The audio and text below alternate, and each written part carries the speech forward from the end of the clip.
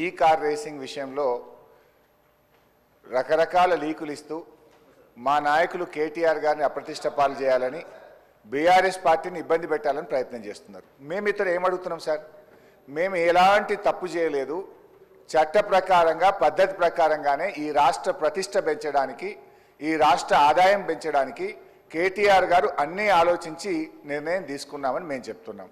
సభలో ఒక మంచి చర్చ చేద్దాం. నేనేమంటున్నా అంటే ఒకవేళ మేము తప్పు చేసినామంటున్నారు కదా, ఏం తప్పు చేసినామో ఈ సభలో చర్చ చేయడం ద్వారా ఈ రాష్ట్ర ప్రజలకు చెప్పండి.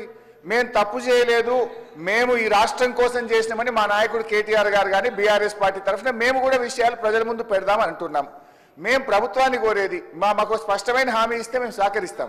ఇవాళ ఈ బిల్ తర్వాత చర్చ పెట్టారా, ఈ బిల్లు ముందు చర్చ పెట్టారా? ప్రభుత్వం తరఫున రెవెన్యూ మినిస్టర్ గారు ఉన్నారు, వారు లేచి సార్ ఒక్క మంత్రి కూడా సభలో లేడు సార్. మీరు చూడండి, శాసనసభ అంటే ఎంత గౌరవం ఉందో ఒక్క మంత్రి కూడా సభలో లేడు sir. I don't want to going to that. మేము అనేది ఒక్కటే, ఈ కార్ రేసింగ్ విషయంలో ఈ అసెంబ్లీ నడిచేటప్పుడు ఒక ఎమ్మెల్యే గారి మీద అక్రమ కేసు పెట్టిండ్రు. దయచేసి మీ ద్వారా కోరేది, ప్రభుత్వం చిత్తశుద్ధి ఉంటే మీరు పెట్టింది అక్రమ కేసు కాకపోతే వెంటనే ఈ సభలో ఈ కార్ రేసింగ్ అంశం మీద చర్చ జరపాలని మీ ద్వారా ప్రభుత్వాన్ని కోరుతా ఉన్నాం.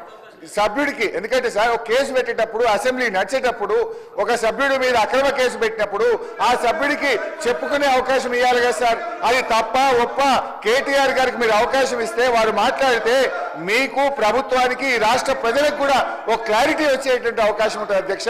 ఇది ముమ్మాటికి అక్రమ కేసు. కేవలం కేటీఆర్ గారు 420 మీ హామీలను ప్రశ్నిస్తుండే కనుక లగచెర్ల రైతులను ప్రశ్నించే